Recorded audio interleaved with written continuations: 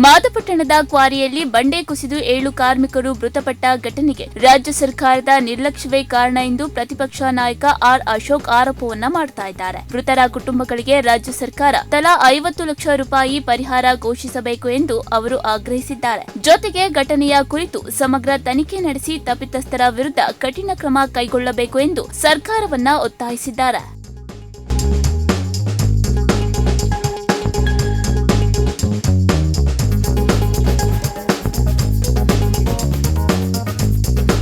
ಉತ್ತರಾಖಂಡ್ನ ರುದ್ರಪ್ರಯಾಗ ಜಿಲ್ಲೆಯಲ್ಲಿ ನಿರಂತರವಾಗಿ ಸುರಿಯುತ್ತಿರುವ ಭಾರೀ ಮಳೆಯಿಂದ ಅಲಕಾನಂದನ ಹಾಗೂ ಮಂದಾಕಿನಿ ನದಿಗಳ ನೀರಿನ ಮಟ್ಟ ವೇಗವಾಗಿ ಏರಿಕೆಯಾಗ್ತಾ ಇದೆ. ಪರಿಸ್ಥಿತಿ ಗಂಭೀರವಾಗ್ತಾ ಇರುವಂತಹ ಹಿನ್ನೆಲೆಯಲ್ಲಿ ಜಿಲ್ಲಾಡಳಿತ ಹೈ ಅಲರ್ಟ್ ಘೋಷಿಸಿ ನದಿಗಳ ಮೇಲಿನ ನಿಗಾವನ್ನ ಮತ್ತಷ್ಟು ಬಿಗಿಗೊಳಿಸಿದೆ. ಇದೇ ರೀತಿ ಮಳೆ ಮುಂದುವರಿದರೆ 2 ನದಿಗಳು ಅಪಾಯದ ಮಟ್ಟ ತಲುಪುವ ಸಾಧ್ಯತೆ ಇದೆ ಎಂದು ಅಧಿಕಾರಿಗಳು ಎಚ್ಚರಿಕೆಯನ್ನ ನೀಡಿದ್ದಾರೆ. ನದಿ ತೀರದಲ್ಲಿ ವಾಸಿಸುವ ಜನರು ಹಾಗೂ ಚಾರ್ಧಾಮ ಯಾತ್ರೆಯ ಆಗಮಿಸಿರುವ ಭಕ್ತರು ಅತ್ಯಂತ ಎಚ್ಚರಿಕೆಯಿಂದ ಇರಬೇಕು ಎಂದು ಸೂಚನೆಯನ್ನ ನೀಡಲಾಗಿದೆ. ಅನಗತ್ಯವಾಗಿ ನದಿ ತೀರಗಳು, ಸೇತುವೆಗಳು ಹಾಗೂ ಅಪಾಯಕಾರಿ ಪ್ರದೇಶಗಳಿಗೆ ತೆರಳದಂತೆ ಮನವಿಯನ್ನ ಕೂಡ ಮಾಡಲಾಗಿದೆ.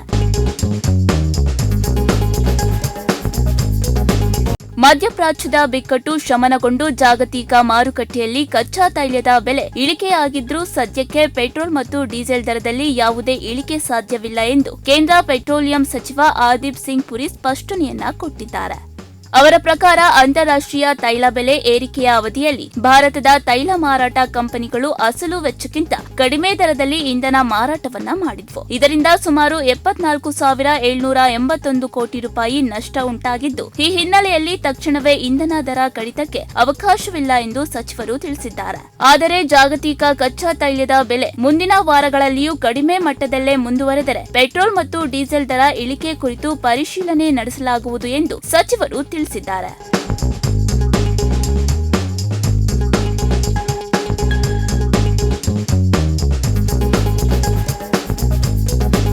ರಾಜ್ಯದಲ್ಲಿ ಮಳೆ ಕೊರತೆಯಿಂದ ಬರಗಾಲದ ಆತಂಕ ಹೆಚ್ಚಾಗಿದೆ. ಈ ಹಿನ್ನೆಲೆಯಲ್ಲಿ ಎಲ್ಲಾ ಜಿಲ್ಲೆಗಳ ಪ್ರವಾಸ ಕೈಗೊಂಡು ಪರಿಸ್ಥಿತಿಯನ್ನ ಪರಿಶೀಲಿಸುವಂತೆ ಸಚಿವರಿಗೆ ಸಿಎಂ ಡಿಕೆ ಶಿವಕುಮಾರ್ ಖಡಕ್ ಸೂಚನೆಯನ್ನ ನೀಡಿದ್ದಾರೆ. ಜಲಾಶಯಗಳಿಗೆ ನೀರಿನ ಒಳಹರಿವು 20% ಕುಸಿದಿದ್ದು, ನೀರಿನ ಸಂರಕ್ಷಣೆಗೆ ಸರ್ಕಾರ ಒತ್ತು ನೀಡಿದೆ. ಕೇವಲ ಜಲಾಶಯದ ನೀರನ್ನ ನಂಬಿ ಬೆಳೆ ಬಿತ್ತನೆ ಮಾಡಬೇಡಿ ಎಂದು ರೈತರಿಗೆ ಸಿಎಂ ಮನವಿಯನ್ನ ಮಾಡಿದ್ದಾರೆ. ಮಳೆ ಪರಿಸ್ಥಿತಿಯನ್ನ ಸರ್ಕಾರ ನಿರಂತರವಾಗಿ ಪರಿಶೀಲಿಸುತ್ತಾ ಇದ್ದು, ಅಗತ್ಯ ಮುನ್ನೆಚ್ಚರಿಕೆ ಕ್ರಮಗಳನ್ನು ಕೈಗೊಳ್ಳಲು ಜಿಲ್ಲಾಡಳಿತಗಳಿಗೆ ಸೂಚನೆಯನ್ನ ನೀಡಲಾಗಿದೆ.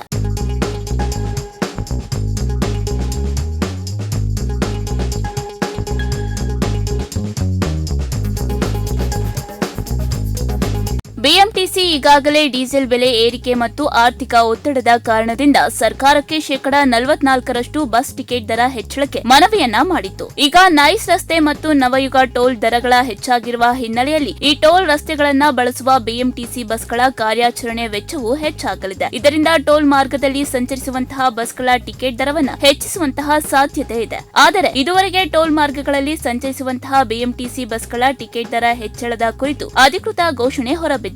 ದರ ಏರಿಕೆಯನ್ನ ಜಾರಿಗೆ ತರಬೇಕಾದ ಸರ್ಕಾರ ಅಥವಾ ಬಿಎಂಟಿಸಿ ಅಧಿಕೃತ ಆದೇಶ ಹೊರಡಿಸಬೇಕಾಗುತ್ತದೆ.